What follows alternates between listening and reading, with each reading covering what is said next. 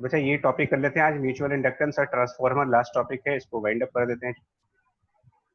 हाँ अच्छा, कुछ कह रहे हैं हीट वाला चैप्टर बचा है। हाँ तो ठीक है, करा देंगे, हीट वाला चैप्टर भी करा देंगे इसके बाद। एनीवे म्यूचुअल इंडक्टेंस देखो क्या है भाई, है ना, और देन इसके बेसिस पर ट्रांसफॉर्मर की वर्किंग समझ ली हम लोग को, और कुछ क्वेश्चंस करेंगे और देन क्लोज टॉपिक क्लोज। और मजे की बात जानते हो ये है कि ट्रांसफॉर्मर में जितना आज आप 10th क्लास में पढ़ोगे ये एग्जैक्टली 12th में भी इतना ही है। यही क्वेश्चन 12th में भी आते हैं, वही 10th में भी आते हैं। मतलब बताओ इस टॉपिक की कोई औकात नहीं है बेचारे की, मतलब 10th से 12th में पहुंच गया लेकिन बड़ा नहीं हुआ ये, है ना, उतना ही छोटा रह गया बेचारा। तो क्या है म्यूचुअल इंडक्टेंस देखो, है ना, तो व्हाट इज इट। तो लिखा जा रहा है कि for a pair of two coils if the current in the one coil, जिसको हम लोग प्राइमरी के नाम से बुलाते हैं, changes with the time, then EMF is induced in the other coil जिसका नाम सेकेंडरी है। तो इस फिनोमिनन को आपने कहा है कि ये म्यूचुअल इंडक्टेंस है। ठीक है, अच्छी बात है जी, कि दो कॉइल्स है, मतलब पेयर जोड़ा है जो है, तो एक कॉइल में अगर आप करंट चेंज करोगे ना तो उसकी वजह से बगल वाली कॉइल के अंदर करंट आने लगेगा। जैसे इस फिगर में अगर मैं लेफ्ट वाली कॉइल में कोई करंट फ्लो कराऊं और उस करंट को इंक्रीज करूं या डिक्रीज करूं, तो बगल वाली कॉइल ऑटोमेटिकली इसमें करंट फ्लो कर जाएगा बिना कुछ किए। एक कॉइल में करंट को इंक्रीज करा जाए या डिक्रीज किया जाए, उसकी वजह से पड़ोसी वाली कॉइल के अंदर करंट आ जाए, तो पड़ोस में जब करंट आने लगे इसको कहा जाता है कि ये म्यूचुअल इंडक्टेंस है। And why it happens, obvious reason है कि जब आप प्राइमरी कॉइल में कोई करंट फ्लो कराओगे तो current in the primary coil की वजह से इसकी मैग्नेटिक फील्ड जनरेट हो जाएगी, इसके आसपास मैग्नेटिक फील्ड प्रोड्यूस हो जाएगी, ये एक इलेक्ट्रोमैग्नेट बन जाएगा, मैग्नेटिक इफेक्ट ऑफ करंट। तो जैसे ही प्राइमरी कॉइल में करंट होगी इसकी वजह से मैग्नेटिक फील्ड इसके आसपास क्रिएट हो जाएगी, और आसपास में जो मैग्नेटिक फील्ड क्रिएट होगी उसकी वजह से कॉइल 2 में एक फ्लक्स चला जाएगा, फ्लक्स जो कि product of magnetic field and area से डिनोट करते हो। और हम कॉइल 1 की करंट को जब इंक्रीज करेंगे या डिक्रीज करेंगे तो हम लोग को एक बायट सेवर्ट लॉ बताया गया था, बायट सेवर्ट लॉ, जिसमें ये कहा गया था कि मैग्नेटिक फील्ड करंट के डायरेक्ट प्रोपोर्शन में चलती है। मतलब जितनी ज्यादा करंट कॉइल 1 में फ्लो कराओगे उतना ज्यादा मैग्नेटिक फील्ड, जितनी कम करंट फ्लो कराएंगे उतनी कम मैग्नेटिक फील्ड।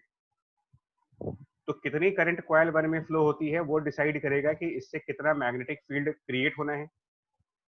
तो अगर हम इसकी करंट को कम ज्यादा करते रहें, इंक्रीज करें डिक्रीज करें, तो ऑब्वियस सी बात है कि कॉइल 1 की मैग्नेटिक फील्ड भी कम ज्यादा होती रहेगी, और अगर मैग्नेटिक फील्ड कम ज्यादा होती रहेगी तो कॉइल 2 का जो मैग्नेटिक फ्लक्स है जिसका फॉर्मूला बी इंटू ए था तो वो बदलता रहेगा। और फिर फैराडे की बात याद आ जाती है कि भाई अगर किसी कॉइल में फ्लक्स बदलेगा तो वहां पर ईएमएफ आएगा। फिर लेंज की बात आ जाती है कि ईएमएफ जो आएगा उसकी वजह से कैसा करंट फ्लो होगा। तो तीन लोगों से मिल करके ये टॉपिक बना है। एक बायट सेवर्ट लॉ जो ये कहते हैं कि करंट फ्लो कराने से मैग्नेटिक फील्ड आती है, बायट ये कहते हैं कि करंट को चेंज करने से मैग्नेटिक फील्ड चेंज हो जाएगी, फैराडे कहते हैं कि जब मैग्नेटिक फील्ड चेंज होगी तो फ्लक्स चेंज हो जाएगा, ईएमएफ आ जाएगा, और लेंज कहते हैं कि जब ईएमएफ आ जाएगा तो जो इंड्यूस करंट होगी उसका लॉ मैं बताऊंगा आपको कि इंड्यूस करंट की डायरेक्शन कैसे देखनी है आपको। तो तीन लोगों से मिल करके ये टॉपिक बना हुआ है। अब आप क्या समझने के लिए मैंने यहाँ पर दो क्वाइल्स साइड बाय साइड बनाई हुई है, लेफ्ट वाली और राइट वाली। एक को हमने प्राइमरी का नाम दे दिया है, एक को हमने सेकेंडरी का नाम दे दिया है। नंबर 1, पहला कंसेप्ट क्या लगता है इसके अंदर, देखो अगर मैं इस प्राइमरी क्वाइल में कोई करंट फ्लो कराऊं जिसकी मैं डायरेक्शन ऐसे दिखा रहा हूं थ्रू एरो, ये मैंने प्राइमरी कॉइल में कुछ करंट फ्लो कराई जिसको मैं आई से डिनोट कर रहा हूँ। तो पहला क्वेश्चन मेरा आपसे ये है कि ये जो कॉइल है इसकी मैग्नेटिक फील्ड लाइन किस तरफ जाएंगी, फर्स्ट क्वेश्चन। तो ये पुराना चैप्टर है, इस चैप्टर का पार्ट नहीं है यार। जो मैग्नेटिज्म की स्टार्टिंग जब की गई थी तो मैग्नेटिक फील्ड अपवर्ड अपवर्ड, बस बस अपवर्ड नहीं, अच्छा अपवर्ड तो सही है, बट अगर आप इसका तरीका ये बताया गया था कि आप जैसे करंट जा रहा है ना अपने सर बीच में एक स्ट्रेट लाइन बनाएंगे अपवर्ड, उसके बगल में कर्व्स बना देंगे। हाँ अपनी राइट, ये कहा गया था कि अपनी राइट हैंड फिंगर्स को ना ऐसे आपको ना कर्ल करना पड़ता है ऐसे, और थंब को ऊपर की तरफ रखना पड़ता है। ये आपसे बताया गया था राइट हैंड टूल के हिसाब से कि आप अपना थंब ऊपर रख करके और राइट हैंड फिंगर्स को कर्ल कर लीजिए करंट की तरीके से जिधर करंट जा रही हो। बिल्कुल सही आंसर दिया वैसे, कि सेंटर पर मैग्नेटिक फील्ड लाइन ऐसे ऊपर की तरफ जाएंगी लेकिन अगल बगल में वो डाइवर्ज करती हैं ऐसे। ये चीज याद है सभी को ना, मतलब ऐसा तो कोई नहीं है जो कि बिल्कुल गजनी स्टाइल में हो कि कुछ याद ना हो उसको, है भाई? सबको याद है ये चीज? पुराना यस चैप्टर यस है। सर, याद है। हाँ यस सर। हाँ। कोई आमिर खान तो नहीं है तुम में से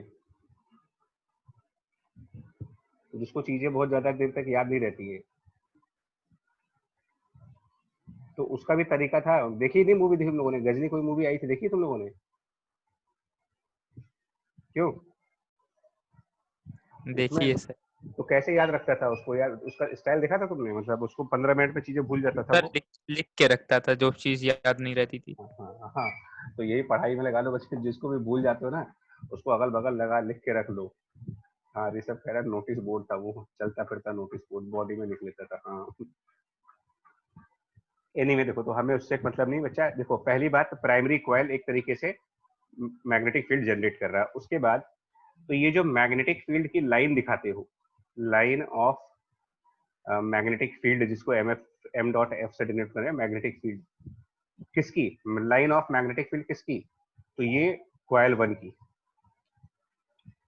इस अब यही लाइन सेकेंडरी कॉइल से पास होती है। मतलब प्राइमरी कॉइल की मैग्नेटिक फील्ड लाइन आती है और सेकेंडरी कॉइल से निकल के चली जाती है। तो जब सेकेंडरी कॉइल से मैग्नेटिक फील्ड लाइन पास होती है तो हम लोग ये कहते हैं कि यहाँ पर एक फ्लक्स जनरेट हो गया, फ्लक्स आ गया सेकेंडरी कॉइल में। ठीक है, बिकॉज मैग्नेटिक, अगर यही तो फ्लक्स की डेफिनेशन थी यार, कि अगर मैग्नेटिक फील्ड की लाइन किसी भी सरफेस से आर पार जाएंगी तो इसका मतलब वहां पर फ्लक्स आएगा। तो प्राइमरी कॉइल की magnetic field line secondary coil के सरफेस के आर पार जा रही है, मतलब कि सेकेंडरी कॉइल में फ्लक्स प्रोड्यूस हो गया। अब किसी ने इस करंट आई को चेंज करना स्टार्ट कर दिया, मतलब करंट आई जो है यहाँ पर वो धीरे धीरे टाइम के साथ इंक्रीज या डिक्रीज, कुछ भी हो सकता है, इंक्रीज भी कर सकता है और डिक्रीज भी कर सकता है। तो हमने सिर्फ ये माना कि it is changes with time, change हो रहा है। और चलो आपको समझाने के लिए मैं इस चेंज को ना स्पेसिफिकली इंक्रीजिंग मान लेता हूँ कि सपोज ये करंट बढ़ रही है,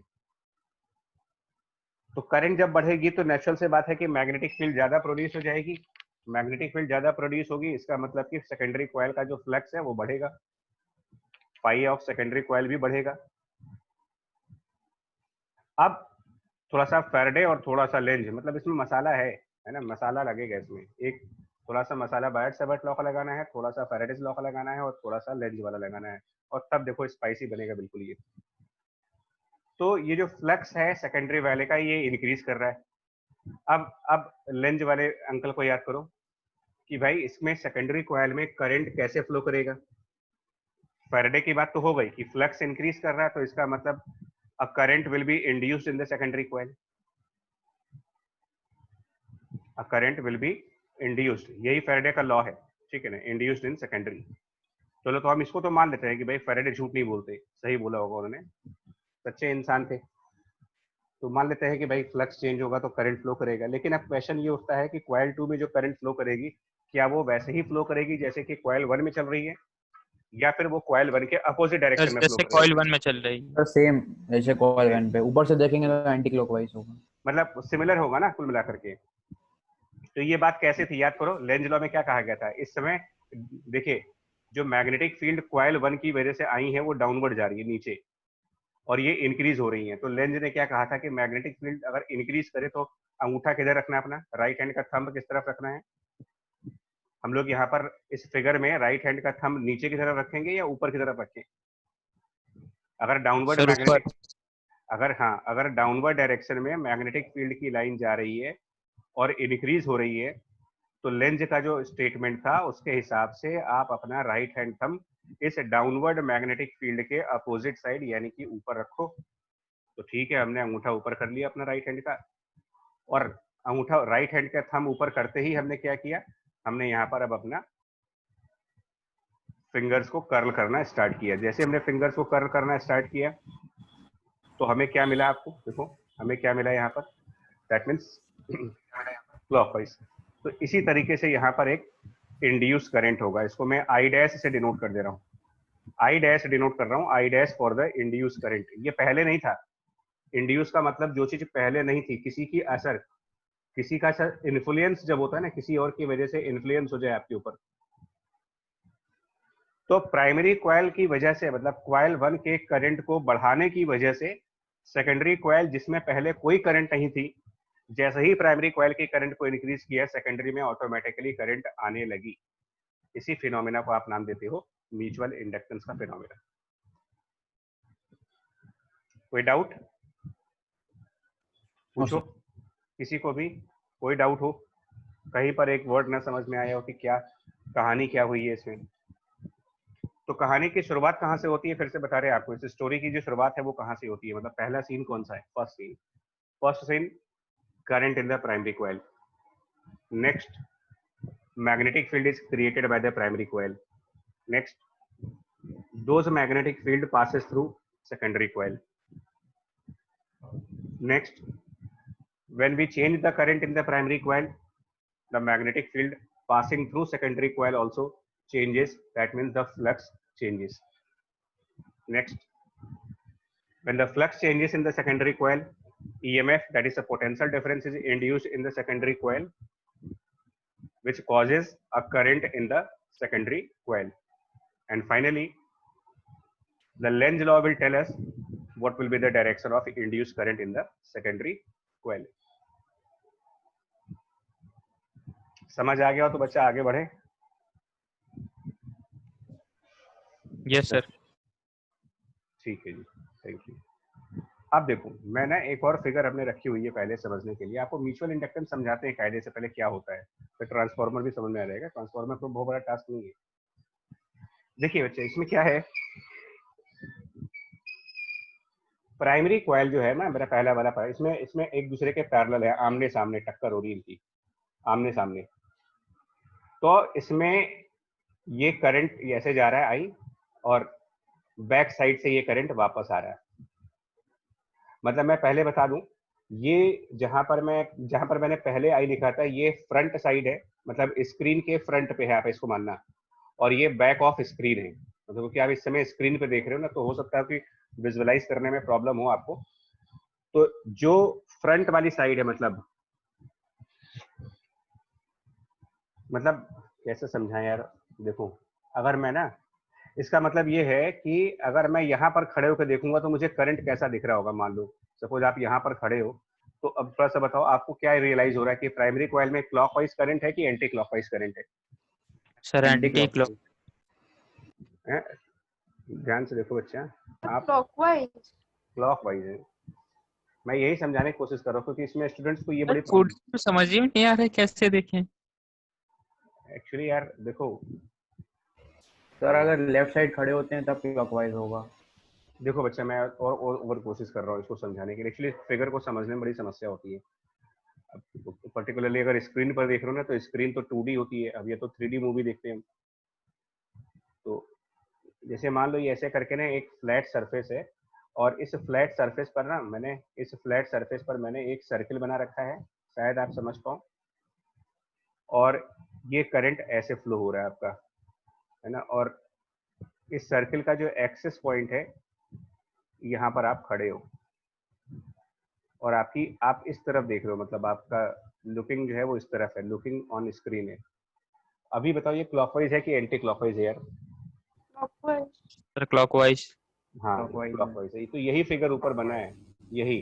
तो इसको फ्रंट वाला साइड इसको बोल रहा हूँ मैं, ये फ्रंट वाली साइड है और ये बैक वाली साइड है। फ्रंट और बैक किस बेसिस पे कह रहा हूँ जानते हो? अगर कोई पर्सन यहाँ खड़ा हो ना, दीवार के इस तरफ, इस लाइन पे खड़ा हो जाए मान लो, तो इसके लिए पहले कौन सी चीज आ रही है? तो इसके लिए पहले ये वाली साइड दिखेगी और ये वाली साइड पीछे रह जाएगी। तो फ्रंट में ये होगा, बैक में ये होगा। फ्रंट और बैक इस पर्सन के हिसाब से है। जो यहां से खड़ा होकर देखेगा तो उसके लिए तो सब कुछ फ्रंट साइड है। अभी फिगर समझ में आया आपको ये? Yes sir. ठीक है। तो अब मतलब ये दोनों लूप ना कॉमन एक्सिस पर हैं यार। थोड़ा सा बच्चा लोग, किसी को भी अगर इस फिगर को समझने में प्रॉब्लम हो तो बता देना। इस तरीके से ये लाइन है कोई।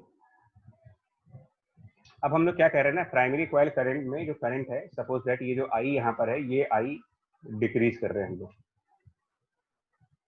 करंट को कम कर रहे हैं। तो मुझे ये बताना है कि सेकेंडरी कॉइल में जो करंट फ्लो होगी सिमिलर टू द प्राइमरी होगी या अपोजिट टू द प्राइमरी होगी। तो अब ये कैसे बताएंगे, देखो यही म्यूचुअल इंडक्टेंस है। आमने सामने अगल बगल की दो कॉइल जब भी होंगी और एक कॉइल में अगर आप करंट को बढ़ाते हो या कम करते हो तो बगल वाली कॉइल में बिना कुछ किए हुए करंट फ्लो कर जाएगा। ये पावर ऑफ मैग्नेटिक फील्ड है, इसी को इलेक्ट्रोमैग्नेटिक इंडक्शन कहा गया है, म्यूचुअल इंडक्टेंस कह रहे हैं इसको। तो सबसे पहला काम प्राइमरी कॉइल के मैग्नेटिक फील्ड की डायरेक्शन देखोगे। तो प्राइमरी कॉइल की मैग्नेटिक फील्ड की डायरेक्शन देखने के लिए जैसा उसमें करंट जा रहा, अपनी राइट हैंड फिंगर्स को वैसे ही बंद करें, मतलब अपनी राइट हैंड फिंगर्स को करंट के तरीके से बंद करिए। राइट हैंड फिंगर्स को किधर की तरफ थंब जाएगा मेरा, अगर हम प्राइमरी कॉइल के करंट की तरीके से अपना राइट हैंड थंब बंद करें तो मेरा थंब उस पर्सन की तरफ जाएगा जिसमें यू लिखा है, या उस पर्सन के अपोजिट साइड पर जाएगा। Sir opposite. है ना, क्योंकि बिल्कुल ये थंब इस तरफ होगा और आपकी फिंगर्स ऐसे बंद हो रही होंगी, ऐसे। एक बार अगर आप अपने लेवल पे करके देखोगे तो आपकी फिंगर्स यूं बंद हो रही होंगी, ऐसे। हो रहा है बच्चे, बताओ यार, क्योंकि ना जबरदस्ती हाँ मत करना, क्योंकि यहाँ पर अगर समझने में प्रॉब्लम हो गया ना तो सारी मेहनत बेकार हो जाएगी आपके लिए, मेरे लिए भी बेकार हो जाएगी और आपके लिए भी। मैं आपसे कह रहा हूँ कि अपना राइट हैंड रखिए, उसका थंब लेफ्ट साइड रखोगे तो उसकी फिंगर्स ऑटोमेटिकली, अगर आप नोटिस करेंगे तो ऐसा करके फिंगर्स बंद हो रही होंगी इसकी, आपकी क्लॉकवाइज साइड में, ऐसे जो करंट की डायरेक्शन है। तो थंब लेफ्ट है, इसका मतलब मैग्नेटिक फील्ड की डायरेक्शन लेफ्ट साइड जाएगी इसकी। तो प्राइमरी कॉइल की मैग्नेटिक फील्ड डायरेक्शन आप दिखाओगे लेफ्ट साइड पर, ऐसे, ये इस तरीके से मैग्नेटिक फील्ड, लेकिन सिर्फ सेंटर वाली, बाकी सब डाइवर्स करेंगी। बाकी सब जो होंगी लाइंस वो ऐसे नहीं जाएंगी, बाकी सब क्या होंगी, ऐसे तो जाएंगी बट आगे चल करके वो डाइवर्स कर जाएंगी। तो ये लाइन जाएगी, फिर आगे चल करके ये डाइवर्स कर जाएगी, और इधर से भी ये डाइवर्स करती हुई आ रही होगी। तो अब इसमें मेरा पॉइंट ये है, ये जो लाइंस हम देख रहे हैं ब्लू कलर से, ये सब लाइंस हैं किस चीज की, these are lines of capital B, यानी magnetic field of primary coil, P coil. अब अगर करंट को मैं डिक्रीज कर रहा हूं, डायरेक्शन देखना यार, इसका मतलब ये सारी magnetic field line left side की तरफ जा रही है, ऐसे left side, magnetic field left side जा रहा है, मैग्नेटिक फील्ड लेफ्ट साइड जा रहा है। फिर से ध्यान रखना, magnetic field going to the left, magnetic field going to the left, magnetic field going to the left, and current decrease हो रहा है। तो अब लेंज लॉ के हिसाब से हम अपना थंब किधर रखेंगे, according to Lenz law? Sir left ही साइड रखेंगे, डिक्रीज कर रहा है। हाँ तो बिल्कुल। तो अब आप, क्योंकि मैग्नेटिक फील्ड जब कम होता है तो थंब को आप मैग्नेटिक फील्ड की डायरेक्शन में ही पुट करते हो। इंड्यूस करंट का डायरेक्शन देखने के लिए अपना राइट हैंड थंब, अगर फील्ड कम होती है तो फील्ड की डायरेक्शन में रख के देखते हैं, और फील्ड इंक्रीज होती है तो फील्ड के अपोजिट रख के देखते हो। यहाँ पर हमने करंट को कम करने की बात की है, मतलब मैग्नेटिक फील्ड को कम करने की बात की है, तो उसको बचाना है, यानी कि अपना right hand thumb magnetic field की डायरेक्शन में रखना है, लेफ्ट साइड रखना है। फिर से आप लेफ्ट साइड थंब रख करके अपनी फिंगर को घुमाएंगे तो फिंगर्स आपकी ऐसे बंद होंगी क्लॉकवाइज डायरेक्शन में। इसका मतलब यहाँ पर जो करंट इंड्यूस होगा ना, वो similar to the primary coil induced current. ये इसका आंसर होगा।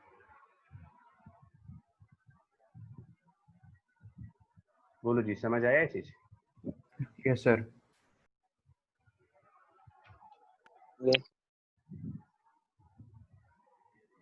अब मैं कुछ क्वेश्चंस और पूछेंगे आपसे।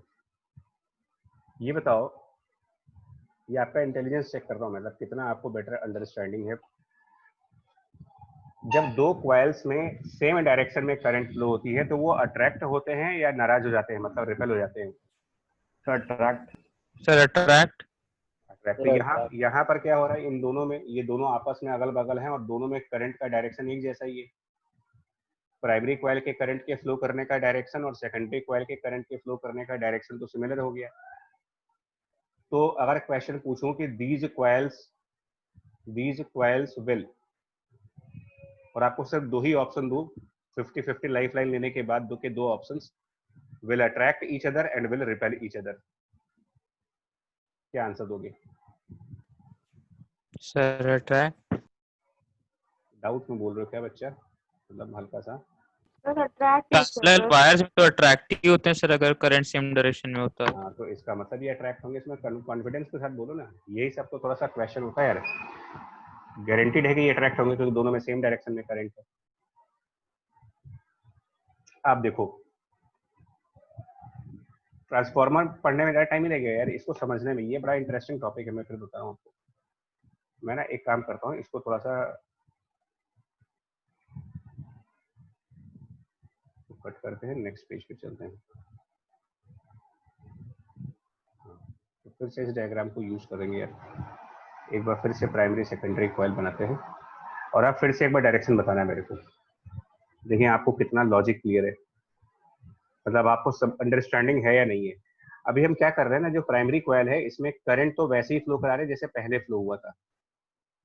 जैसे पहले फ्लो हुआ था वैसे ही फ्लो कराएंगे। मतलब ये हमारा पीसी मतलब प्राइमरी कॉइल, और एससी मतलब secondary coil. Primary coil, secondary coil, ठीक है। और हम क्या कर रहे हैं ना, हम प्राइमरी कॉइल के करंट को चेंज नहीं कर रहे हैं। जो हमारा प्राइमरी कॉइल का करंट है वो कांस्टेंट है। जरूरी नहीं है कि हम प्राइमरी कॉइल की करंट को चेंज करें। हम क्या कर रहे हैं, कोई आया है ना, कोई आ करके और प्राइमरी कॉइल को सेकेंडरी वाले से दूर लेके चल रहे हैं। मतलब ऐसे आप इमेजिन करो कि आपने हनुमान जी की तरह अपने हाथ में प्राइमरी कॉइल को पकड़ा हुआ है, ठीक है। आप हनुमान जी हो गए, प्राइमरी कॉइल आपके हाथ में है और आप उसको लेकर के इधर भाग रहे हो। मतलब कुल मिलाकर के जो हमारा प्राइमरी कॉइल है is moving away from the secondary coil.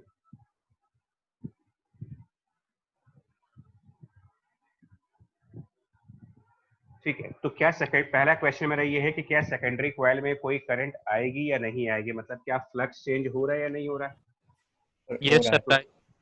हो रहा है, क्योंकि ये क्वेश्चन बिल्कुल वैसे ही है। देखो बच्चे मैं बताऊं, ये सब वैसे ही क्वेश्चन है जो पीछे के मेरे टॉपिक थे, जिसमें याद करो आपको मैग्नेट्स के साथ आपको बताया था मैंने। ये क्वेश्चन जो आपने कहाँ गया पढ़ना हो या जल्दी, ये वाले, कि जब मैग्नेट को किसी लूप के आसपास लाते हो या दूर लेके जाते हो तो उसमें करंट आता है। तो हमने जानते हो क्या किया यहाँ पर, हमने सिर्फ एक काम किया है कि इस मैग्नेट की जगह पर एक और लूप बना लिया है। ये टॉपिक वैसा ही है बिल्कुल, कि जब मैग्नेट किसी लूप के आसपास आता है, उसके नजदीक आता है, उससे दूर जाता है, तो डिपेंडिंग करता है कि कौन सा पोल पास में आ रहा है, कौन सा पोल दूर जा रहा है, इस हिसाब से हम देख लेते हैं कि इंड्यूस करंट कैसा होगा। एग्जैक्टली यही फिनोमेना यहाँ पर हो रहा है और इसी को म्यूचुअल इंडक्टेंस कह रहे हैं। इनफैक्ट ये भी म्यूचुअल इंडक्टेंस है, क्योंकि मैग्नेट और लूप जब बातें दो लोगों के बीच में हो जाती हैं तो वो म्यूचुअल हो गया। तो it is between the magnet and the loop. So this is also mutual inductance. This is example of mutual inductance. But in this case, we have one permanent magnet, bar magnet, which is permanent magnet, and one is loop. Now we are replacing this magnet by another loop. In this case, we have now system of two loops. One is called as primary loop, other one is called as secondary loop. अभी comparison समझ पाए इसका? ये जो example है इसी example में आपको सिर्फ एक काम करना है, मैग्नेट को हटा करके उसकी जगह पर एक और लूप लाना है, उस लूप में करंट फ्लो कराना है, तो वो इलेक्ट्रोमैग्नेट हो गया और वो हरकत वही करेगा जो हरकत ये मैग्नेट कर रहा है। एग्जैक्टली यही काम हो रहा है। तो यहां पर हमने क्या किया है, कहां गया भाई, ये इसको लेके भाग रहे, ठीक है, भाग रहे इसको लेकर के। तो अब इसकी पहले मैग्नेटिक फील्ड की डायरेक्शन, तो सबसे पहले प्राइमरी कॉइल का मैग्नेटिक फील्ड डायरेक्शन वो लेफ्ट साइड है। ये बहुत इंपॉर्टेंट है। मैग्नेटिज्म के अंदर डायरेक्शन अगर आपको कंफ्यूजन में है तो बच्चा पूरा चैप्टर आपके लिए बर्बाद चैप्टर है ना, कुछ नहीं हो पाएगा आपसे। मतलब अब सुनने में तुम लोग को अजीब लगेगा कि यार ये बड़ा अचानक से ऐसे क्यों बोल देते हो, बट सच्चाई बोलने में प्रॉब्लम नहीं है। अगर आपको डायरेक्शन ही क्लियर नहीं है तो बहुत टफ काम हो जाता है, मतलब मैग्नेटिज्म चैप्टर को अच्छी तरीके से समझ पाना। क्योंकि एक तो हाइपोथेटिकल लाइंस बनाई जा रही हैं, लाइंस के बेसिस पे सब समझाया जा रहा है, ये कुल मिलाकर के। सो ये हमारी लाइंस हैं of magnetic field by the coil 1 primary coil. ये बताओ, जब उसको लेके दूर भागोगे, जब इसको लेकर के आप दूर भागोगे तो फ्लक्स बढ़ेगा या कम होगा? सेकेंडरी कॉइल सर का जो कम फ्लक्स है, कम कम होगा। शाबाश, तो फ्लक्स रिड्यूस हो गया। अब जब फ्लक्स रिड्यूस होगा तो हम यहाँ पर लेंज वाले अंकल को बुलाएंगे, भैया मुझे मेरी हेल्प करो। तो लेंज लॉ आकर के क्या कहता है कि पुट योर थंब, कौन सा, पुट योर राइट हैंड, हाँ थंब किधर रख दोगे अब, अलोंग बी या फिर opposite to B? Sir along भी होगा along जब कम B, होता है। तो अलोंग बी, और बी है किस तरफ, लेफ्ट या right? Left. That is left. तो अब आप लेफ्ट साइड पे थंब रख लो अपना, लेफ्ट साइड पे थंब रख करके हमने पता किया, तो इसका मतलब इसमें करंट वापस वैसे ही फ्लो कर जाएगा फिर से। कैपिटल आई और उसके नीचे स्मॉल आई लिख दे रहे हैं, small I for induce current. आगे बात समझ में यार, इसको बताओ। Yes sir. अब ना ठीक है बच्चा, एक लास्ट क्वेश्चन पूछेंगे, इसको बस इतना समझने के लिए कि आपको लेंज लॉ अंडरस्टैंडिंग है और म्यूचुअल इंडक्टेंस की प्रॉपरली नॉलेज हो रही है कि नहीं हो रही है। तो एक और एग्जांपल लेंगे, मुझे बताना क्या हो रहा है इसमें, क्या होता है तुमको। चलो भाई,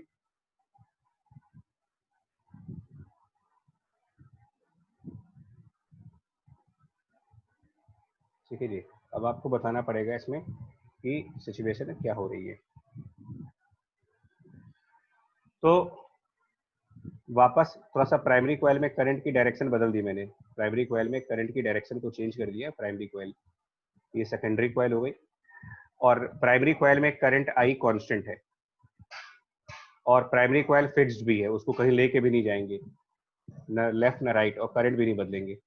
अब की बार हम सेकेंडरी कॉइल को मूव करेंगे, सेकेंडरी कॉइल को प्राइमरी कॉइल के नजदीक लेके जा रहे हैं। अब बताओ सेकेंडरी कॉइल में कैसा करंट इंड्यूस होगा, बताओ किस टाइप की डायरेक्शन होगी इंड्यूस करंट की, direction of sir induced, clockwise. Anti clockwise.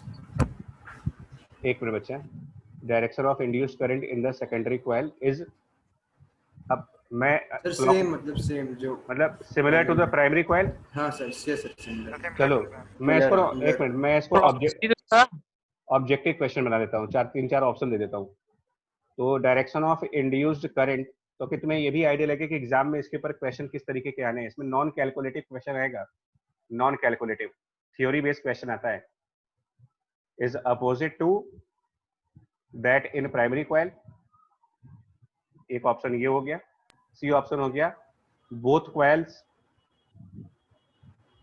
Will attract each other, और डी ऑप्शन हो गया they will repel each other. Sir A और सी सही है ना, मोर देन वन करेक्ट भी बना दिया यहाँ पर। मल्टी करेक्ट, हाँ ए एंड सी। देखो इसमें नॉन कैलकुलेटिव है, और ऐसे क्वेश्चन बड़े अच्छे होते हैं, मतलब मजेदार क्वेश्चन होते हैं ये, क्योंकि कैलकुलेशन नहीं होती ना, तो अच्छा रहता है, मतलब कि नॉलेज है तो तुरंत हो जाएगा, फैक्ट बेस है। बताओ सर मुझे बी डी लग रहा है। आप, नहीं दो ऑप्शन सही है इसमें, मल्टी करेक्ट है, A and C. A and सी एक ऑप्शन, कुछ लोग कह रहे हैं ए और सी है। चलो बाकी लोग को भी देखते हैं। Sir B and D. तो बी एंड डी लग रहा है। लग नहीं रहा है कि नहीं लग हाँ, रहा है? मतलब कर जो सर बी एंड डी है। तो बी एंड डी। हाँ हाँ, लगना बच्चा अलग बात होती है और होना अलग बात होती है। और होने का नहीं पता, मेरे हिसाब से नहीं बी बच्चा, ओवर ना डी है। ना ना ये गलत है, अच्छा कॉन्फिडेंस चाहिए ना। देखो बच्चा, एग्जाम टाइम पर क्या होता है ना कि अगर 1% का भी डाउट है ना, तो वो फिर एग्जामिनेशन हॉल में बड़ा नेगेटिव स्कोर लेके जाएगा तुम्हारा। तो जेई हो या कोई भी एग्जाम, तो आप सबको पता है कि नेगेटिव मार्किंग बहुत होती है। और मल्टी करेक्ट में इस बार जेई में -2 की मार्किंग थी, सही होने पर 4, गलत होने पर -2। सर बी एंड डी है, हाँ, गलत हो गया। तो तुम्हारे 6 नंबर का नुकसान हुआ, 4 नंबर जो पॉजिटिव मिलने थे वो चले गए, और -2 अलग से। और ये बहुत मतलब पेनफुल होता है एग्जाम टाइम पर, कि अगर मतलब मैंने किसी में 15 मिनट लगाए, 15 मिनट का टाइम भी दिया मैंने क्वेश्चन करने में, दो क्वेश्चन भी किए और दोनों गलत भी हो गए, और पता चला -12 आ गए। तो मतलब एक तरीके से सर एक एक मार्क 40 रैंक घट जाती है। हाँ, तो यही मैं बोल रहा हूँ बच्चा, इसीलिए और ये क्वेश्चन ज्यादा डेंजरस होते हैं, जो थ्योरेटिकल क्वेश्चन है ये ज्यादा डेंजरस होते हैं क्योंकि ये नॉलेज बेस पर होते हैं। न्यूमेरिकल वाले क्वेश्चंस में कहीं ना कहीं जुगाड़ करके आप लोग ले आते हो, या ज्यादातर ये देखा गया है कि जिनके आंसर न्यूमेरिकल फॉर्म में होते हैं उनमें मोस्टली करेक्ट ऑप्शन मतलब कंफ्यूजिंग ऑप्शंस नहीं होते हैं। सिर्फ एक ही ऐसी न्यूमेरिकल वैल्यू होती है जो आपके आंसर के काफी क्लोज होती है, और बाकी 3 न्यूमेरिकल वैल्यूज लगभग ऐसी होती हैं जो आंसर से बहुत दूर होती हैं। देखते ही मालूम चल जाता है कि ये सब तो होंगे नहीं। और ऐसी ही प्रैक्टिस करने के लिए मैं बात कर रहा था कि सिलेबस खत्म होकर के इन्हीं के रिवीजन की बात कर रहा था मैं। एनीवे देखो, पहली बात, प्राइमरी कॉइल की मैग्नेटिक फील्ड का डायरेक्शन क्या होगा, है ना? क्या बताओ, primary sir coil. Right. Sir right side. Okay, तो हाँ, आपकी बार प्राइमरी कॉइल की मैग्नेटिक फील्ड राइट साइड जा रही है, ठीक है। तो पहली बात, आपने सबसे पहला काम डायरेक्शन ऑफ बी को देखने का है, तो मैग्नेटिक फील्ड राइट साइड जा रहा है। अब देखो फ्लक्स बढ़ रहा है कि घट रहा है यहाँ पर? सर बढ़ रहा है क्योंकि सेकेंडरी कॉइल पास ले लाई जा रही है। तो फ्लक्स बढ़ रहा है, इसका मतलब फ्लक्स बढ़ेगा, फ्लक्स इंक्रीज हो रहा है। तो जब फ्लक्स इंक्रीज होता है तो हम अपना थंब किधर रखेंगे? ऑपोजिट रखा जाएगा थंब। तो थंब लेफ्ट रखेंगे ना, इसका मतलब। Yes sir. तो थंब लेफ्ट रख करके फिंगर बंद करो, तो इसमें कैसा करंट आ जाएगा? ऐसे क्लॉकवाइज डायरेक्शन में, आई आई डैश ऐसे हो जाएगा। समझ आया कि नहीं आया आपको? इसका मतलब कौन सा आंसर बनेगा इसमें? Sir B and D. Opposite वाला। और जब अपोजिट होंगे तो ये अट्रैक्ट करेंगे या रिपेल करेंगे? तो आंसर है रेपेल। रिपेल करेंगे। इसको ऐसे भी समझ सकते हो, देखो एक तरीका और समझने का है। लेंज कहते हैं कि जिस वजह से फ्लक्स आया था, हम उसी चीज को अपोज करते हैं।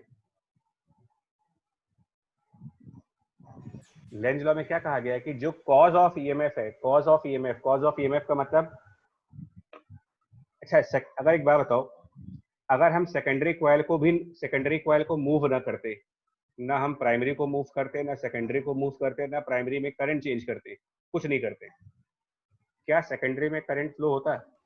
No sir. क्यों नो नहीं सर, होता? चेंज क्यों है ही नहीं। सर क्यों वो नहीं फ्लक्स होता? चेंज नहीं हो रहा है। अच्छा, तो फिर ऐसा ऐसा मैंने क्या किया कि फ्लक्स चेंज हो गया? मैंने क्या किया सेकेंडरी कॉइल के साथ कि फ्लक्स पास चेंज हो ले गया? सेकेंडरी सर कॉइल पास को तो लेके आ रहे हैं वहाँ पे तो क्लोज पास फील्ड लाइन। पास लाए ना उसके, तो उसके पास जाने से मेरे को ईएमएफ आ रहा, तो हम इस चीज को अपोज करेंगे। मतलब कोई हमारे पास आ रहा है और मुझे अपोज करना है, तो हम उसको क्या करें? प्यार करें कि नफरत करें उससे? नफरत। है ना, नफरत। वो तो वैसे ही तुमसे चिपकने को आ रहा है। अब तुमको भगाना है तो क्या करोगे भाई उसको? और अगर तुम इनविटेशन भेजोगे कि आ जाओ मेरे पास, आई मीन ये अट्रैक्ट नहीं करेंगे, क्योंकि सेकेंडरी कॉइल के प्राइमरी के पास जाने की वजह से ईएमएफ आया था। तो हमें इसी बात से तो ऑब्जेक्शन है कि पास क्यों आ रहे हो, और अगर ये दूर जाए तो उससे भी ऑब्जेक्शन है कि दूर क्यों जा रहे हो। कहानी समझ में आ रही है आपको? ये यस सर। मतलब हम क्या चाहते हैं फिर? कहीं ना जाओ, जितने डिस्टेंस पे हो उतने डिस्टेंस पे बने रहो, क्योंकि तुम पास आओगे तब भी फ्लक्स चेंज होगा, दूर जाओगे तब भी फ्लक्स चेंज होगा। हमें दोनों चीजों से नफरत है, आप चाहते ही नहीं कि फ्लक्स चेंज हो। यही फिनोमेना इंडक्टेंस है। इसी कैरेक्टरिस्टिक को इंडक्टेंस कहा गया कि व्हाट इज इंडक्टेंस। तो इट इज द कैरेक्टरिस्टिक और property by which we are always opposing the change of flux.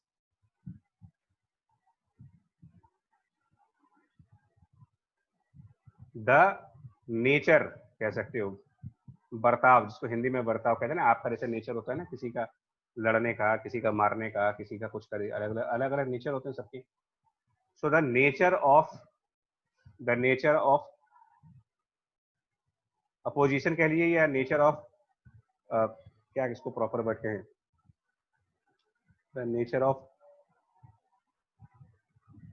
नहीं होना चाहिए, अंग्रेजी मेरी बड़ी कमजोर है भाई, देखो मैं सही बताऊं तो nature to oppose the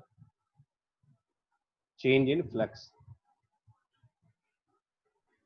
The nature to oppose the change in flux is known as inductance. अभी ये बात समझ में आएगा आपको? इंडक्टेंस सब क्लियर हो गया है, तो आगे बढ़ जाए फिर हम। बोलो बोलो भाई। सर क्लियर है। ठीक है, थैंक यू जी। चलो अब सुनो, एक और लास्ट पॉइंट, इसके बाद ट्रांसफार्मर की वर्किंग अच्छी तरीके से समझ सकते हो, मतलब मेरी उम्मीद है, बाकी तो भाई आप ही बता पाओगे, समझ पाओगे कि नहीं समझ पाओगे, बट मेरे को ऐसा लग रहा है कि मैं अच्छा समझा रहा हूँ। तो अब अच्छा समझा रहा हूँ कि नहीं समझा रहा हूँ बताओगे तो तुम ही लोग यार। इसको हॉरिजॉन्टल कर देते हैं, ठीक। अब एक सुनो, इसमें हम क्या करेंगे, अभी हम सेकेंडरी कॉइल को दूर रखते हैं, ठीक है। अभी हमने क्या किया, प्राइमरी कॉइल में करंट फ्लो कराई, मान लो आई। अब बताओ इसकी डायरेक्शन ऑफ मैग्नेटिक फील्ड कहाँ जाएगी, किधर की तरफ मैग्नेटिक फील्ड दिखाएं इसकी, बोलो, ऊपर की तरफ जाएगी या नीचे की तरफ जाएगी? डाउनवर्ड्स। ऊपर। ऊपर। और ऊपर की हाँ, तरफ तो जाएगी। अब अभी इसको रेड कलर से ही दिखा देते हैं, ठीक है ना। और बाकी लाइंस जो होंगी, वो मैंने बार बार कहा है कि बाकी की जो लाइंस आप दिखाओगे वो स्ट्रेट लाइंस नहीं होती है, वो ग्रेजुअली ऐसे चली जाती है। अब आप स्टेटमेंट सुन लेना बच्चा, मैं गारंटी बोल रहा हूँ आपको ट्रांसफार्मर का पूरा कंसेप्ट समझ में आ जाएगा इसके बाद, इतनी देर के बाद। और इतनी डिटेल में तुम्हारी बुक वाले भी नहीं समझाएंगे, बता रहा हूँ। ट्रांसफार्मर वो म्यूचुअल इंडक्टेंस ही नहीं, म्यूचुअल इंडक्टेंस ही नहीं समझाएंगे, कहेंगे बाढ़ में जाओ, तुम अपने आप समझो।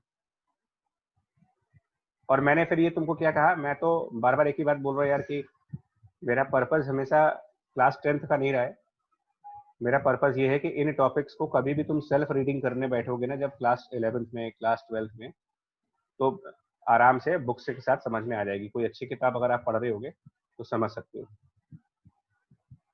तो ये हमने मैग्नेटिक फील्ड लाइन थोड़ी ज्यादा दिखाई है जानबूझ करके, ठीक है। तो ये magnetic field line MFL, magnetic field line of primary coil. Short form लिखने की कुछ ज्यादा ही आदत हो गई यार हम लोग। Magnetic field line of primary coil. अब ये बताओ, इस फिगर में मैंने जितनी लाइंस बनाई हैं, तुमको क्या लग रहा है कितनी लाइंस ऐसी हैं जो प्राइमरी कॉइल के एरिया से क्रॉस हो रही हैं? मतलब हम प्राइमरी कॉइल का सर्किल को ऐसे कलर कर रहे हैं, येलो कलर से, वो दिखेगा नहीं बट जानबूझ करके कर रहे हैं। तो ये जो प्राइमरी कॉइल के सर्किल के अंदर का पूरा सरफेस है, जितना एरिया है, आप एक बार काउंट करके बता सकते हो कि कितनी लाइंस इसके अंदर से मैंने निकाली हैं? टोटल कितनी लाइंस इस प्राइमरी कॉइल के 9। अंदर है ना? 9 है। 1 2 3 4 5 6 7 8 9। इसका मतलब 9 लाइंस, 9 मैग्नेटिक फील्ड लाइंस ने प्राइमरी कॉइल के इस सर्किल के से बाहर निकल रही है। 9 magnetic field line primary coil के सर्किल से बाहर आ रही है। अब हम क्या करने जा रहे हैं यार, अब हम सेकेंडरी कॉइल को यहाँ लाने जा रहे हैं। तो मुझे पूछना ये है आपसे कि अगर मैं सेकेंडरी कॉइल को प्राइमरी कॉइल के ऊपर रख दूं तो क्या उसमें से भी 9 लाइंस जाएंगी? अगर मैं सेकेंडरी कॉइल को प्राइमरी कॉइल के ऊपर लेके जाऊं तो क्या ये सारी की सारी 9 लाइंस सेकेंडरी से क्रॉस हो जाएंगी? देखो, तो यस मैंने, सर। अब देखो तो बच्चा एक मिनट देखो तो, सेकेंडरी कॉइल की लोकेशन देखो मेरी, नो सर अब नहीं जाएगी। यहाँ पर सर अब सेकेंडरी कॉइल है। तो 3 जा रही हैं। तो प्राइमरी से कितनी लाइंस निकली हैं? प्राइमरी से कितनी मैग्नेटिक फील्ड लाइंस निकली हैं? 9। 1 2 3 4 5 6 7 8 9। और इसमें से कितनी जा रही हैं? 3। अच्छा, अब एक काम करते हैं, सेकेंडरी कॉइल को थोड़ा सा नजदीक लाते हैं इसके। अब कितनी लाइंस जा रही हैं?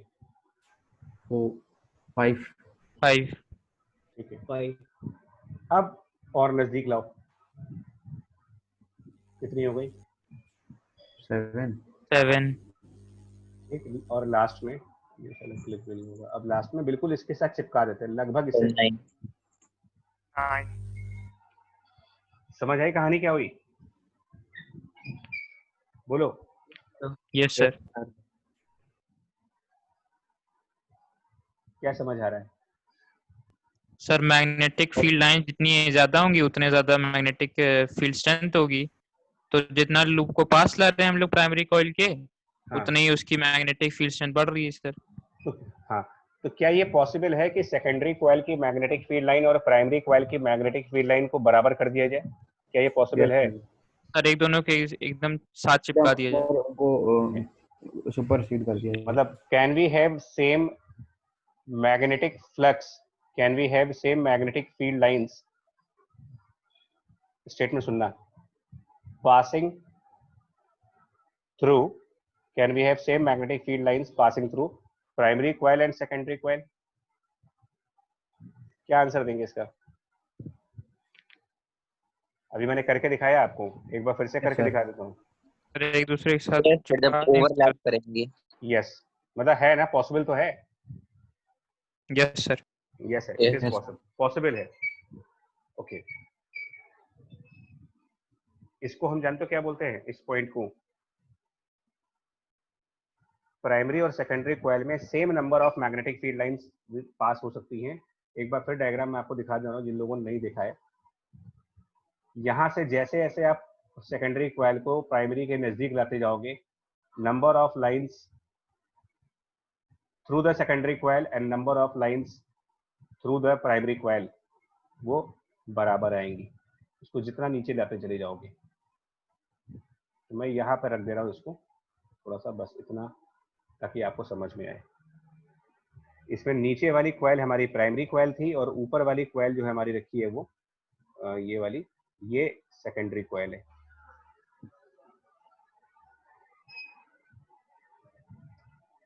अब अच्छा ना, यही कंसेप्ट फॉलो करते हैं हम लोग ट्रांसफार्मर की वर्किंग में।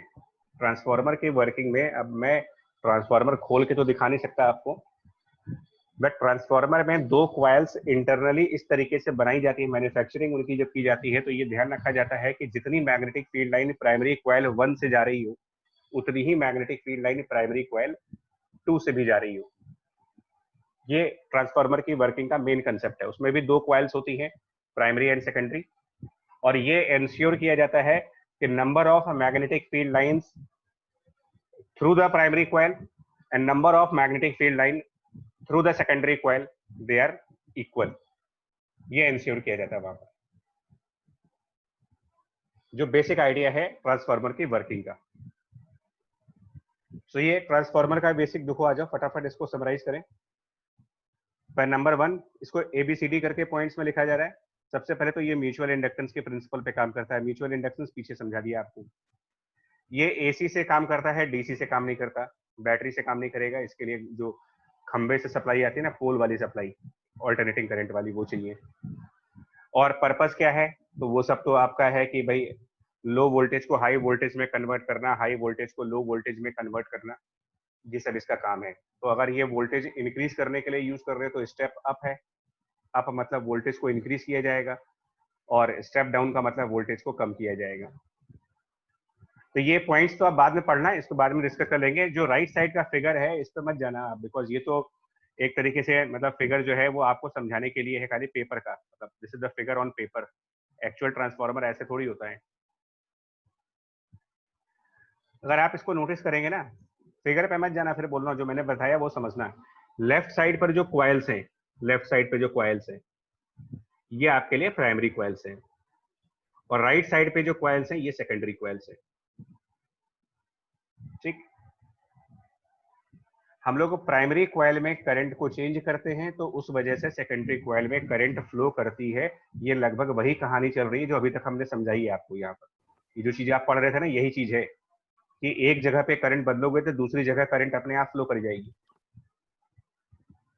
और ये वाला कंसेप्ट कि प्राइमरी कॉइल और सेकेंडरी कॉइल को इस तरीके से अरेंज किया जाता है कि दोनों के number of magnetic field lines बराबर बराबर पास कर रही है, equal number of lines pass करें प्राइमरी कॉइल से और उतनी ही नंबर ऑफ लाइंस पास करें सेकेंडरी कॉइल से।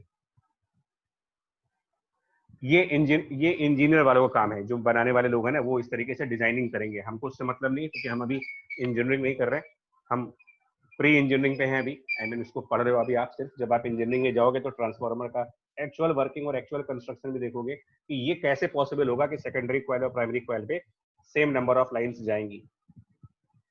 तो अभी तो आप एक्सेप्ट कर लो कि ठीक है बराबर जाएंगी, मान लेते हैं भाई, आप झूठ नहीं बोलते। तो प्राइमरी कॉइल के अंदर नंबर ऑफ टर्न्स NP मानेंगे और सेकेंडरी कॉइल के अंदर नंबर ऑफ टर्न्स हम मानेंगे NS। नंबर ऑफ टर्न्स का फर्क है, मतलब कितनी बार इस कॉइल को घुमाया गया है, नंबर ऑफ टर्न, 1 2, मतलब इसमें अगर आप नंबर ऑफ टर्न काउंट करेंगे तो 1, फिर उसके ऊपर second, third, fourth, fifth, 5 turn जैसे दिख रहे हैं आपको। तो उसको मैंने NP मान लिया और इसको NS मान लिया। अब देखो, ये बताओ टोटल फ्लक्स लेफ्ट साइड पर कितना है, टोटल फ्लक्स ऑन प्राइमरी कितना है। अगर कोई पूछे कि टोटल फ्लक्स प्राइमरी कॉइल का कितना बनेगा भाई, ठीक है। और मैं कह रहा हूँ कि तो टोटल फ्लक्स का क्या मतलब है, यहाँ टोटल वर्ड लिखने का क्या मतलब है, क्योंकि तो फ्लक्स क्या होता है ये, तो flux on the primary coil को तो फाई लिखते ही हैं हम लोग, सर फाई NP पे। टोटल का मतलब हाँ नंबर ऑफ टर्न्स और मल्टीप्लाई करना, तो टोटल में सिर्फ ये नंबर ऑफ टर्न्स को मल्टीप्लाई करिए। और टोटल फ्लक्स सेकेंडरी वाले का क्या होगा, total flux on the secondary coil अगर निकालना हो, S5S। हाँ तो वो मैं लिखूंगा NS और इंटू फाई सेकेंडरी। समझ पाए इसको, बोलो। Yes sir. अब जो फेराडे चाचा थे, फेराडे चाचा ने क्या कहा था, चाचा की बात याद करिए। उन्होंने ये कहा था कि जो change in flux upon time वही तो ईएमएफ होता है, बोलो। यानी कि अगर आपको यस सर। ईएमएफ निकालना हो, ईएमएफ इन प्राइमरी कॉइल, तो ईएमएफ इन मैं एक ही साथ दोनों लिखूंगा। अगर मुझे प्राइमरी कॉइल का ईएमएफ निकालना है और मुझे सेकेंडरी कॉइल का ईएमएफ निकालना है फेराडेज की लॉ के हिसाब से, तो EMF in the primary coil EP और EMF in the secondary coil ES कैसे निकालूंगा मैं। तो ये जो टोटल फ्लक्स है इसमें से जो चेंज होगा, अब इसमें चेंज होने वाली चीज कौन सी है, क्या नंबर ऑफ टर्न चेंज हो जाएंगे, मैग्नेटिक फील्ड होगी सर। हाँ तो एनपी कांस्टेंट रहेगा और चेंज को हम डेल्टा से डिनोट करते हैं, तो डेल्टा फाई पी। ये बात समझ पा रहे हो कि नहीं यार, बोलो भाई। और divided by delta T, divided by delta T. याद करिए फेराडेज का second law, rate of change of flux बराबर ईएमएफ। मतलब फ्लक्स कितनी जल्दी जल्दी बदल रहा है या फ्लक्स कितना धीरे धीरे बदल रहा है, ये डिसाइड होता है ईएमएफ के बारे में।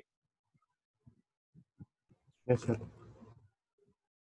अच्छा बता देना, फिर बोल रहा हूँ यार आपसे, क्योंकि अभी ये बिल्कुल ऑलमोस्ट आप एंडिंग पर हो एंड डिटेल में, काफी डिटेल में लेके चल रहा हूँ मैं तुम्हें क्लैरिटी के साथ। ये फेराडेज का सेकंड लॉ है, change of flux divided by time, उसको ईएमएफ कहा है। इसमें नंबर ऑफ टर्न और मल्टीप्लाई कर दिए हैं साथ में, क्योंकि एक ही जो क्वाइल है उसमें एक से ज्यादा बार उस क्वाइल को टर्न किया गया है। और यही कंसेप्ट सेकेंडरी में लगाओ तो क्या हो जाएगा, NS delta phi S divided by delta T. Done, यहां तक ठीक है। Yes sir. चलिए जी, अब आते हैं मेन पॉइंट के ऊपर। हमने क्या कहा था कि हम लोग प्राइमरी और सेकेंडरी कॉइल को इस तरीके से मैन्युफैक्चरिंग करते हैं, उनकी कंस्ट्रक्शन, उनकी डिजाइनिंग इस तरीके से करते हैं कि ये जो नंबर ऑफ लाइंस हैं, ये वाला कंसेप्ट, मतलब अगर मैं पूछूं कि ये बताओ इसमें फ्लक्स प्राइमरी कॉइल का ज्यादा है या फ्लक्स सेकेंडरी कॉइल का ज्यादा है, जब दोनों से same number of lines pass हो रही है। और फ्लक्स का डेफिनेशन क्या है, flux is the measurement of number of lines. Flux की जो डेफिनेशन है, मैथमेटिकल डेफिनेशन छोड़ दीजिए, मैथमेटिकल डेफिनेशन तो उसका magnetic field multiplied by area है, लेकिन सर दोनों का सेम है। हाँ थ्योरेटिकल लेवल पर फ्लक्स का मतलब होता है कि कितनी लाइंस किसी सरफेस से क्रॉस हो रही हैं। इस फिगर में दोनों से सेम लाइंस पास हो रही हैं, तो प्राइमरी और सेकेंडरी में सेम फ्लक्स है। तो यही लॉजिक यहां पर भी चलता है। ये जो फाई पी है और ये जो फाई एस है, ये एक्चुअल में सेम होते हैं, यानी कि phi P equal to phi S, यानी कि delta phi P equal to delta phi S, यानी कि delta phi P divided by delta T is equal to delta phi S divided by delta T.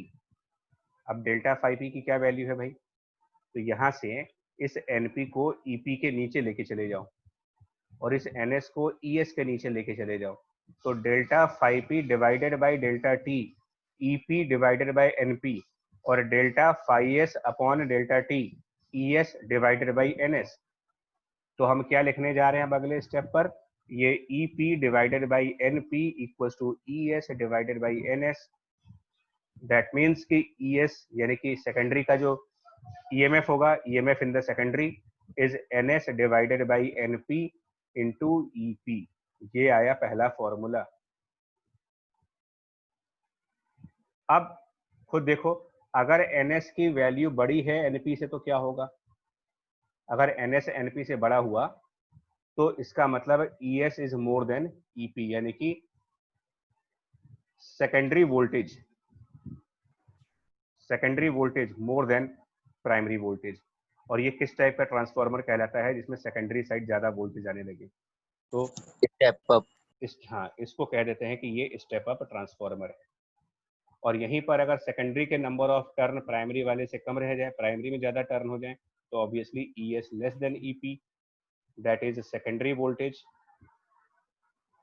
Secondary voltage less than the primary voltage आएगा, और इसको आप नाम दे देना step down. यही दो तरीके के ट्रांसफार्मर है और यही इसका इंपॉर्टेंट रिजल्ट है।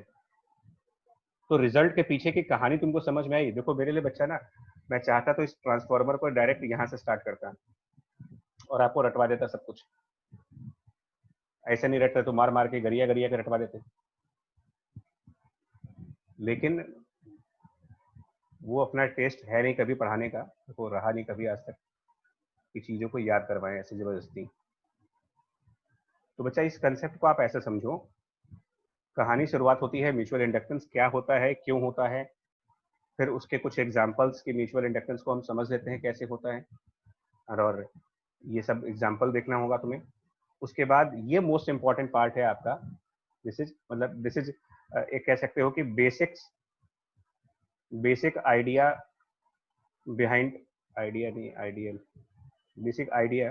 Behind working of transformer. मतलब ये जो एग्जांपल मैंने आपको दिया ना, ये ट्रांसफार्मर की वर्किंग के पीछे का फंडामेंटल है, क्योंकि हमने बहुत छोटी क्लास में है तो अभी इसी तरीके से समझ सकते हो यार। ये स्पेलिंग का बड़ा लोचा है, मतलब आपको ये आइडिया ऐसे समझना पड़ेगा कि हम लोग कुछ ऐसा कर दें, कैसे करेंगे ये मेरा पार्ट नहीं है, हम लोग अभी छोटी क्लास में, तो कैसे करना है ये तुम सोचो। और वैसे भी तुम लोग इंजीनियर बनने जा रहे हो ना, तो कैसे करना है ये तो अपने जूनियर को बताना, तुम उसको आइडिया देते हो। इंजीनियर लोग वैसे भी आइडिया देते हैं सिर्फ, अगर किसी के फादर या मदर या कोई रिलेटिव कहीं पर इंजीनियरिंग में है अगर, तो उनको पता होगा कि इंजीनियर वाले क्या काम करते हैं। उनको एक ऑफिस मिल जाता है, एक पेपर, और वहां से सिर्फ ऑर्डर निकलते हैं कि जाओ ये बना के ले आओ।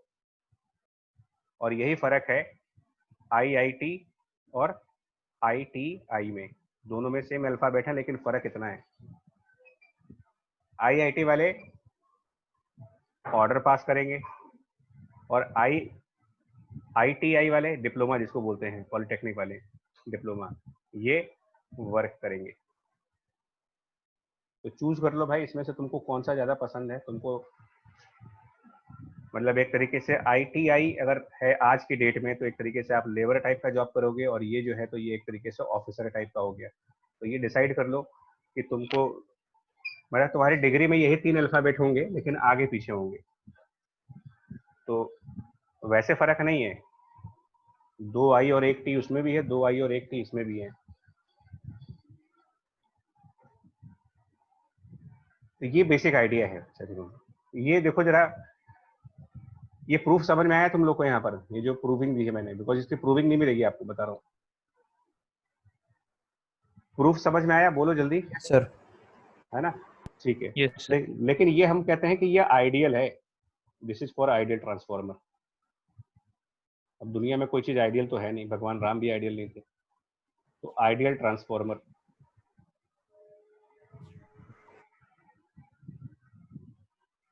देखो ये कहानी कही गई है। ये तो ये फिगर तो बाद में देखना है।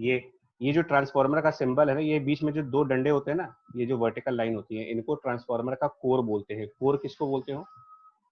ये 2 बीच में डंडियां है ना, ये कोर है। सर जिस पर कॉइल को लपेटा गया हो। हाँ, ये सब, ये तो देख लेना, थियोरेटिकल पार्ट आप अपने आप देख लेना क्या होता है ये। नेक्स्ट पॉइंट पर चलो। एक और पॉइंट होता है, देखिए आइडियल ट्रांसफार्मर में एक और कहानी होती है, एक और कहानी। ट्रांसफार्मर इलेक्ट्रिसिटी को जनरेट करता है क्या? बोलो। No sir. हाँ जी, क्या करता है फिर? पर वोल्टेज बढ़ा देगा। इंक्रीज कर देता है, डिक्रीज कर देता है। राइट। हाँ, और वैसे भी ट्रांसफॉर्म का इंग्लिश में अगर आप मैसेज डेली लाइफ में मीनिंग निकालो कि ट्रांसफॉर्म होने का क्या मतलब होता है? सर चेंज होना, मतलब change of form. Transform change of form को कहते हैं। भाई पतला आदमी अचानक से बिल्कुल बाहुबली बन के आ जाए, तो आप कहोगे यार गजब का ट्रांसफॉर्मेशन है तुम्हारे अंदर। तो ट्रांसफॉर्मेशन एक प्रोसेस है जिसमें आप हुलिया बदल देते हो, आदमी नहीं बदलते हो। तो ट्रांसफॉर्मर ने चेंज ऑफ फॉर्म क्या किया है, लो वोल्टेज को बढ़ा करके हाई वोल्टेज कर दिया, हाई वोल्टेज को बढ़ा करके लो वोल्टेज कर दिया। कुछ लोग ये समझते हैं, पहले बता दूं मैं आपको, it is not generator of electricity नहीं है, इलेक्ट्रिसिटी जनरेट नहीं कर रहे हो आप, यहाँ पर ऑलरेडी इलेक्ट्रिसिटी थी, हमने उसका फॉर्म बदल दिया। अब हम इसलिए मैं डिस्कस कर रहा हूं कि एक कंसेप्ट होता है पावर का, और पावर का कंसेप्ट अगर आप वोल्टेज और करंट के फॉर्म में लेना चाहो, पावर का कंसेप्ट, तो power in a loop, loop या किसी भी वायर में, लूप कह लो, वायर कह लो, कोई भी नाम दे दो, तो पावर का फॉर्मूला आपने इलेक्ट्रिसिटी में पढ़ा हुआ था पहले, तो V into I।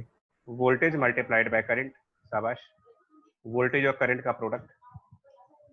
ओके, तो अगर हम ये कह दें, हम अलग से फिगर बनाते हैं इसमें, देखो पहले समझा देंगे, उसके बाद आप थ्योरी पढ़ लेना अपने आप। हम लोग प्राइमरी कॉइल को इस तरीके से रिप्रेजेंट करते हैं, बीच में ये दो डंडे दिखा देते हैं, ठीक है, ये मतलब ट्रांसफार्मर का कोर दिखा देते हैं। तो तरीका है, अपना अपना स्टाइल है ड्रॉ करने का, ठीक है यार। तो ये हमने प्राइमरी कॉइल डिनोट कर दी, इधर सेकेंडरी कॉइल डिनोट कर दिया, बीच में हमने ये डंडे कोर से दिखा दिया, और हमने कहा कि प्राइमरी कॉइल में हमारे पास एक करंट आ रही है आईपी, और यहाँ पर बेसिकली अपने आप तो करंट आएगी नहीं, तो यहाँ पर हम लोग क्या करते हैं, एक जनरेटर लगाते हैं। कौन सा जनरेटर लगाते हैं प्राइमरी कॉइल में, तो एसी जनरेटर, बिकॉज एसी से ही काम करता है। और एसी जनरेटर का सिंबल ये होता है बीच में एक कर्व जैसा, ये बेसिकली वेव होता है। तो पहले आप, इसीलिए टॉपिक कैसे हुआ, देखो सबसे पहले आपने वर्किंग ऑफ जनरेटर पढ़ी थी, एसी जनरेटर। तो ये जो एसी जनरेटर आपने पढ़ा था ना, यहीं पर इसी एसी जनरेटर से क्या करते हैं, एक क्वाइल को, मतलब इसकी दोनों ब्रशेस के साथ एक क्वाइल यहाँ लगा देते हैं, और इस क्वाइल के बगल में दूसरी क्वाइल, आप कुछ ऐसा इमेजिन करिए। तो एसी जनरेटर की वजह से हमने प्राइमरी कॉइल में करंट भेज दी। अब इस प्राइमरी वाले करंट की वजह से क्या होता है कि प्राइमरी कॉइल से मैग्नेटिक फील्ड निकलती है।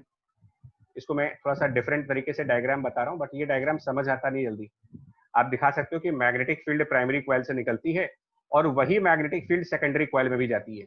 अब बट ये थोड़ा ये इस डायग्राम के थ्रू समझ नहीं आएगा, तो याद कर लो, आप यहाँ पर याद कर लो कि कुछ ऐसा सिस्टम है जिसकी वजह से जितनी लाइंस प्राइमरी कॉइल से निकलेंगी उतनी ही लाइन सेकेंडरी से जाएंगी। इसी वजह से मैं कहता हूं कि phi of primary is equals to phi of secondary.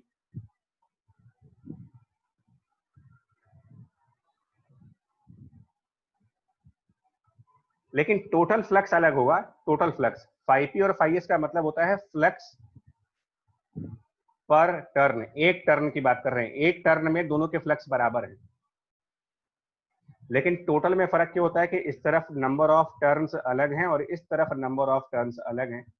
तो टोटल वैल्यू में जिसके पास ज्यादा टर्न होंगे उसके पास ज्यादा फ्लक्स हो जाएगा टोटल में।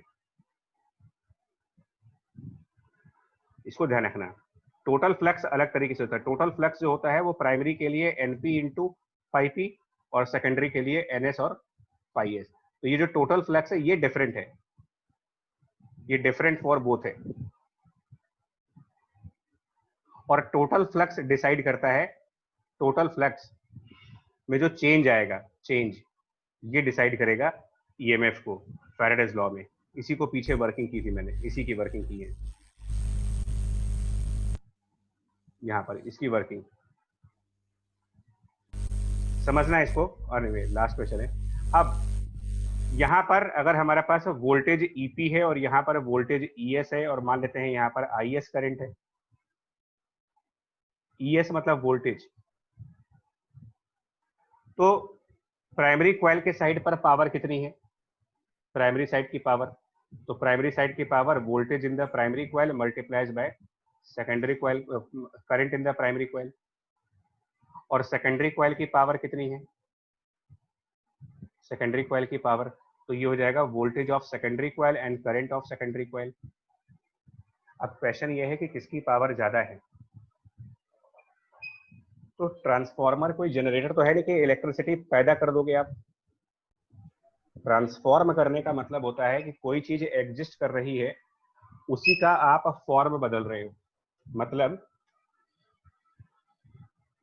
इलेक्ट्रिसिटी प्रोड्यूस नहीं करी मैंने, हमने क्या किया, जितनी पावर, आपको मैं और सिंपल वर्ड में समझा देता हूं। ट्रांसफॉर्मर चेंज ऑफ फॉर्म कह लीजिए, या इसको ये भी कह सकते हो transfer of power. Transfer of power simply ये भी कह सकते हो। पावर को ना तो हम इंक्रीज करते हैं ना पावर को डिक्रीज करते हैं, हम सिर्फ ये पावर प्राइमरी साइड से सेकेंडरी साइड पर ट्रांसफर करते हैं। ट्रांसफर, यार माइक म्यूट कर लो जिसकी तरफ से आ रहा है। प्राइमरी साइड से सेकेंडरी साइड पर हमने पावर को ट्रांसफर की है, ट्रांसफॉर्मर, ट्रांसफर ऑफ पावर। और पावर को ट्रांसफर करते वक्त फॉर्म बदल गया। न तो मैंने पावर क्रिएट करी है, ना मैंने पावर को डिस्ट्रॉय किया है। ना पावर क्रिएट की, ना पावर डिस्ट्रॉय किया। हमने पावर को सिर्फ एक जगह से दूसरी जगह भेजा है, पावर। इसीलिए आप हमेशा सुनते होंगे पावर स्टेशंस, इलेक्ट्रिसिटी के लिए पावर स्टेशन बनाए जाते हैं। कभी आपने सुना होगा कि वोल्टेज का स्टेशन बन रहा है या करंट का स्टेशन बन रहा है। हमेशा क्या सुनते हैं कि पावर ट्रांसमिशन होती है। तो ट्रांसफॉर्मर अगर आइडियल है तो आइडियल ट्रांसफॉर्मर चोर नहीं होता। चोर ना होने का मतलब जितनी पावर उसमें आपने प्राइमरी साइड पे दी है उतनी ही पावर वो सेकेंडरी को ट्रांसफर कर देता है। तो आइडियल ट्रांसफॉर्मर में EP into IP equals to ES into IS। That means the complete power is transferred. और अगर ऐसी बात होगी, अगर ये बात होगी तो EP divided by ES equal to IS divided by IP and equal to, पीछे हम लोगों ने प्रूफ किया है EP बाई ES। यहाँ से, यहाँ देखना, यहाँ से EP बाई ES, इसी रिलेशन को थोड़ा सा एडजस्ट करो तो ये ES को राइट साइड लेके जाओ तो EP डिवाइडेड बाई ES है ना। मतलब इसी को अगर मैं चाहूँ तो ऐसे में लिख सकता हूँ NP बाय NS। शाबाश। तो इसी को कह सकते हो कि ये NP डिवाइडेड बाय NS। अब ये तीन, एक तरीके से ये क्वेश्चन ये न्यूमेरिकल्स के लिए है आपके। This is for numericals. एक बार बताओ बच्चा, अभी आप लोग थोड़ा सा कंक्लूजन मोड पे आते हैं। ट्रांसफॉर्मर एक डिवाइस है, क्या करने के लिए? इलेक्ट्रिसिटी प्रोड्यूस करने के लिए या इलेक्ट्रिसिटी को ट्रांसफर करने के लिए? ट्रांसफर। प्रोड्यूस करने का काम जनरेटर का है। यहां से प्रोडक्शन है इलेक्ट्रिसिटी की, प्रोडक्शन ऑफ इलेक्ट्रिसिटी यहां पर होती है, ये ट्रांसफर नहीं करता। तो इलेक्ट्रिसिटी प्रोड्यूस कोई और कर रहा है, ट्रांसफार्मर का काम होता है एक साइड से दूसरे साइड पर भेजना, प्राइमरी कॉइल से सेकेंडरी कॉइल में ट्रांसफर करना। और किस मैकेनिज्म के थ्रू? अगर पूछा जाए कि ये इलेक्ट्रिसिटी को ट्रांसफर कौन से प्रिंसिपल के थ्रू कर देगा, म्यूचुअल इंडक्शन, तो हाँ, by the principle of mutual inductance करेगा।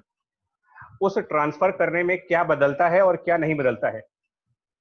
तो ट्रांसफर के प्रोसेस में करंट बदल जाता है, वोल्टेज बदल जाता है, लेकिन एक चीज ऐसी है जो कभी नहीं बदलती, वो है पावर, एनर्जी। जितना एनर्जी आप ट्रांसफर करने के लिए उसको दोगे उतनी ही एनर्जी वो सेकेंडरी कॉइल को ट्रांसफर करता है सेम पावर से। मतलब एक्चुअल में ट्रांसमिशन हमेशा पावर का होता है। और सेकेंडरी साइड पे मान लो हमारा घर लगा है, आपका घर स्वीट होम, तो आपका स्वीट होम लगेगा तो उस घर में सप्लाई आ जाएगी। इसीलिए मोहल्लों के आसपास ट्रांसफार्मर लगाए जाते हैं कि आपके घरों तक सप्लाई आने से पहले उसको ट्रांसफार्मर से गुजरना पड़ता है। पहले ट्रांसफार्मर में सप्लाई आती है। तो ये जो प्राइमरी है ना, ये सप्लाई है। एसी जनरेटर एक तरीके से सप्लाई का काम कर रहा है। तो सप्लाई आपकी प्राइमरी कॉइल पे आती है और सेकेंडरी से फिर हम लोगों को घरों में बांटते हैं उसको।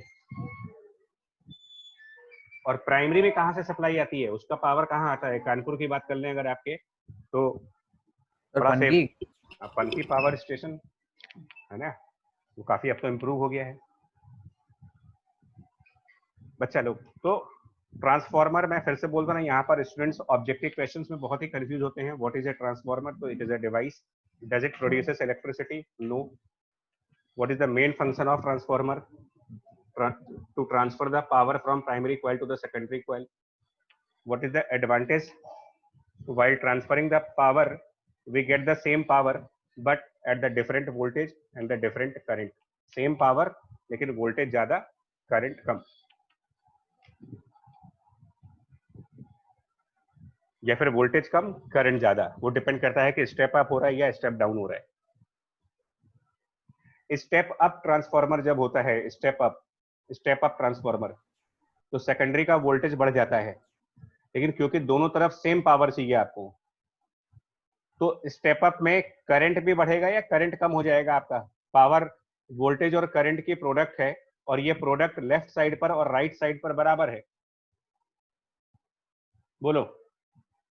Yes sir. क्या होगा? सेकंड. हाँ, इसीलिए कहा जा रहा है आपसे कि अगर आप प्राइमरी का वोल्टेज ज्यादा होगा तो करंट सेकेंडरी की ज्यादा होगी, और अगर सेकेंडरी का वोल्टेज ज्यादा होगा तो करंट प्राइमरी में ज्यादा होगी, लेकिन दोनों का मल्टीप्लीकेशन सेम होगा. ये चीज Vp into I P equal to V S into I S, power same रहेगी. जितना पावर दोगे उतना ही. ये आइडियल ट्रांसफॉर्मर में है, पावर लॉस नहीं होगा, इनपुट पावर बराबर आउटपुट पावर और ये सारे रिलेशंस. लेकिन रियल में, डेली लाइफ में तो ये ऐसा होता नहीं. कभी ट्रांसफॉर्मर कुछ ना कुछ तो लॉस करेगा ही करेगा, तो आउटपुट पावर रियल में हमेशा कुछ कम होती है.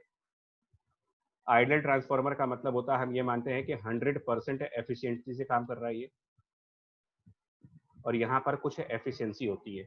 मतलब कि अगर तुमसे कोई ये कहे कि जो रियल ट्रांसफॉर्मर है, लेट्स से 70% इसकी एफिशिएंसी है, तो इसका क्या मतलब होगा? 70% एफिशिएंसी का क्या मतलब होगा? सर 70% इनपुट पावर दे देता है आउटपुट पावर को. राइट. कि जो आउटपुट पावर होगी, पावर जो आउटपुट होगी इज इक्वल्स टू 0.7. 70% को मतलब फ्रैक्शन में कन्वर्ट कर लेंगे तो 0.7 ऑफ इनपुट पावर. और पावर का मतलब प्राइमरी का वोल्टेज और करंट मल्टीप्लाई करो इक्वल्स टू, सॉरी ये सेकेंडरी, सॉरी यहाँ पर सेकेंडरी वाला आएगा, आउटपुट सेकेंडरी साइड पर है, इक्वल्स टू 0.7, और इनपुट प्राइमरी साइड पर होता है, तो ई प्राइमरी इंटू आई प्राइमरी. ये रिलेशन बनेगा इसमें रियल में. मेन बस इतना ध्यान रखोगे ना, अगर आपको ट्रांसफॉर्मर में transfer of power with some transformation, दो ट्रांस है, transfer of power with transformation, ये लाइन ध्यान रखिएगा इसमें. Transfer of power with some transformation.